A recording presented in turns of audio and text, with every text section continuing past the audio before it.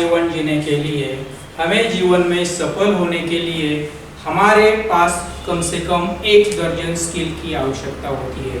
अगर यह स्किल हम में है तो हम जीवन में तरक्की कर सकते हैं।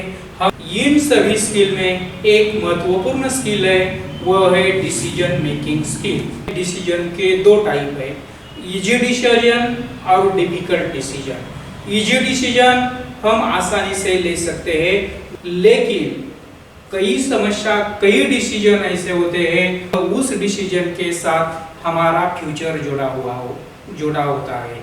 इसीलिए यह डिसीजन लेना बहुत ही कठिन होता है। मुझे कौन से कपड़े पहनने हैं, मुझे कौन सा खाना खाना है, यह सभी इजी डिसीजंस हो जाते हैं। मुझे अगली शिक्षा लेने फॉरेन जाना है, मुझे टूर के लिए फॉरेन जाना है।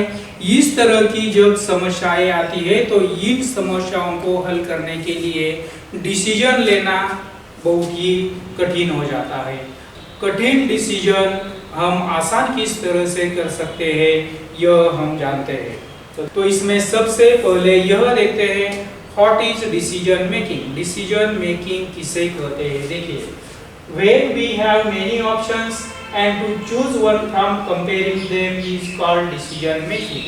देखिए, डिसीजन मेकिंग हमें कब करनी होती है? इसमें सबसे महत्वपूर्ण बात है जब हमारे सामने ऑप्शंस बहुत होते हैं। ऑप्शंस बहुत होते हैं, लेकिन उन सब ऑप्शंस में से हमें सिर्फ एक को चूज करना होता है। एक के सिवा हम दूसरे ऑप्शन को चूज नहीं कर सकते। इसे कहा जाता है डिसीजन मेकिंग स्किल। इस डिसीजन मेकिंग स्किल को आप आसान कैसे बना सकते हैं? अगर आपको लगता है मेरा डिसीजन मेकिंग अच्छा होना चाहिए, मैं डिसीजन मेकिंग में एक्सपर्ट बनना चाहता हूं, तो आपको डिसीजन मेकिंग में एक्सपर्ट बनने के लिए क्या क्या करना होगा यह सबसे पहले देखिए। How to make better decision. आप अच्छी डिसीजन कैसे ले सकते हैं? देखिए, remember the M, write pros and cons, collect the information, consult from expert. देखिए, यह सभी पर्याय आपके सामने है। जब आपके सामने बहुत से पर्याय है, जब आपके सामने ऑप्शंस बहुत है, लेकिन उन ऑप्शन में आपको एक ऑप्शन चुनना है, तो आपको सबसे पहले क्या करना होगा? यह क्या करना होगा? Remember the and. मैं जो डिसीजन ले रहा हूँ उसका अंत में परिणाम क्या होने वाला है, यह सबसे पहले आपको देखना होगा। अगर उसका अंत अच्छा होता है तो वह डिसीजन लेनी चाहिए, लेकिन अगर उसका अंत नुकसानदायक होने वाला है, अगर उसका अंत खराब होने वाला है, तो वह डिसीजन नहीं लेनी चाहिए। उसके बाद जो दूसरा स्टेप है, राइट प्रोज एंड कॉन्स। उसके बाद मैं जो डिसीजन ले रहा हूँ उस डिसीजन से मुझे फायदे कौन से होने वाले हैं, उस डिसीजन से मेरा कौन सा नुकसान होने वाला है। अगर उस डिसीजन से मुझे बहुत फायदे हैं, मेरे नुकसान कम है, मेरा नुकसान नहीं होता है, तो वह डिसीजन आपको लेना चाहिए।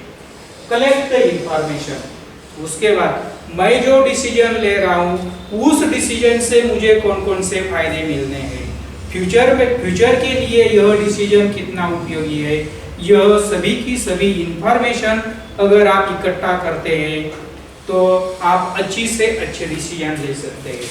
कंसल्ट फ्रॉम एक्सपर्ट, यह सभी आपने किया। रिमेंबर द एंड अप्लाई किया, write pros and cons apply किए, आपने सभी इंफॉर्मेशन इकट्ठा कर दी, लेकिन फिर भी अगर आप डिसीजन नहीं ले सकते तो आपको क्या करना होगा?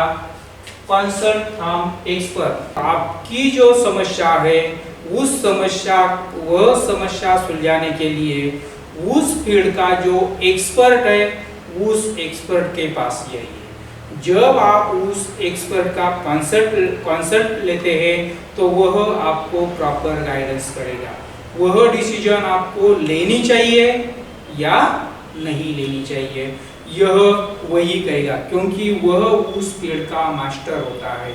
और मास्टर उनके पास बहुत जबरदस्त नॉलेज होता है। अगर यह सभी सोच सोचकर आप थक जाते हैं, अगर आप कंसल्टेंट के पास जाते हैं और उनकी सलाह लेते हैं, तो वह डिसीजन आप अच्छी तरह से ले सकते हैं।